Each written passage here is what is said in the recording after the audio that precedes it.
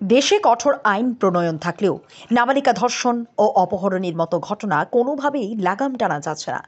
সম্প্রতি তেলিয়ামুড়া থানা এলাকায় দুই নাবালিকার উপর পাশবিক অত্যাচারের ঘটনা ঘটে। গত শনিবার বিভিন্ন সংবাদ মাধ্যমে সেই খবর প্রকাশিত হয়েছে। এই ব্যাপারে তেলিয়ামুড়া থানায় অভিযুক্তের বিরুদ্ধে মামলা দায়ের করা হয়েছে। পুলিশ যথারীতি 354B, 506 আইপিসি এবং অফ পক্সো আইনে 4 ধারা মোতাবেক মামলা নথিভুক্ত করেছে। খবর পেয়ে নড়েচড়ে বসে রাজ্য শিশু সুরক্ষা ও অধিকার কমিশন। রবিবার সকালে রাজ্য শিশু সুরক্ষা ও অধিকার কমিশনের চেয়ারপারসন জয়ন্তী দেববর্মা ও সদস্যা শর্মিলা চৌধুরী তেলিয়ামুড়ার নির্যাতিতা দুই নাবালিকার বাড়িতে যায়। তাদের সাথে কথা বলে, অভিভাবকদের সাথেও কথা বলেন। এখানে গতকালকে আমরা মিডিয়ার মারফত জানতে পেরেছি যে এটা চাকমাঘাটের ভূমিহীন কলোনি।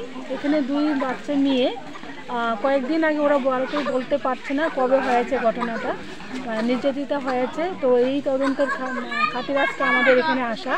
এখানে এসে দেখলাম তেলিয়ামুড়ার পিএস থেকে ওনারা খুব চেষ্টা করছেন অপরাধীকে ধরার জন্য। অপরাধীর নাম কি যেন মারাকটা সাগর মারা। ও নাকি এরকম ঘটনা করেছে। দুইজন ছোট ছোট বাচ্চা নিয়ে, যাদের বয়স এখনো 10 বছরও হয়নি, একজন 7 বছর, একজন 8 বছরের মেয়ে বাচ্চা। সেই তদন্তের খাতিরে আমরা এখানে আসলাম এবং পরিবারের সাথে দেখা করলাম এবং মেয়ে দুটির সাথেও আমাদের দেখা হয়েছে।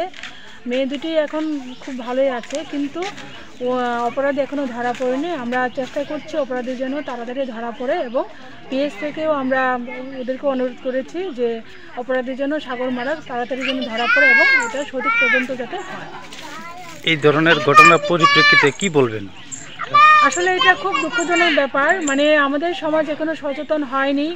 আর যে কাজ করেছে ওই যে মারা ছেলেটিও, এটাও অল্প বয়সীও।